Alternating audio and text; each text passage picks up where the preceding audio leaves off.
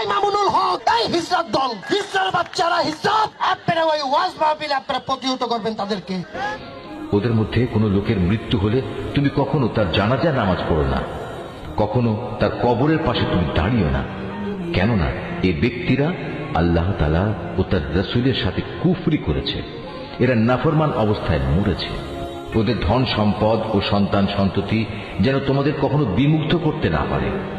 মূলত আল্লাহ তাআলা এই সব কিছু দিয়ে তাদের দুনিয়ার জীবনে নানা ধরনের শাস্তি দিতে চান, এবং তাদের প্রাণবায়ু একদিন এমন এক অবস্থায় বের হবে যখন তারা পুরোপুরি কাফের থাকবে। যখনই এমন ধরনের কোন সূরা নাজিল হয় যাতে বলা হয় তোমরা আল্লাহর উপর ঈমান আনো এবং তার রাসূলের সাথে মিলে কাফেরদের বিরুদ্ধে জিহাদ করো, তখনই তাদের বিত্তশালী ব্যক্তিরা তোমার কাছে এসে যুদ্ধে না যাওয়ার জন্য অব্যাহতি চায় এবং তারা বলে, হে নবী, আমাদের রেহাই দাও, যারা ঘরে বসে আছে তাদের সাথে আমাদেরও বসে থাকতে দাও। তারা মূলত ঘরে বসে থাকা লোকদের সাথে অবস্থান করাই পছন্দ করে নিয়েছে। তাদের অন্তরে মোহর মেরে দেয়া হয়েছে, ফলে তারা কিছুই বুঝতে পারে না।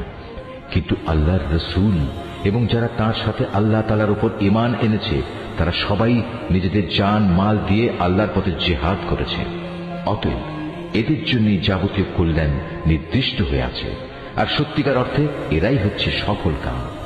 এর বিনিময়ে আল্লাহ তাআলা এদের জন্য এমন এক সুরম্য জান্নাত প্রস্তুত করে রেখেছেন যার পাদদেশে ঝর্ণাধারা প্রবাহমান, সেখানে তারা চিরকাল থাকবে। বস্তুত এ হচ্ছে সর্বোত্তম সাফল্য।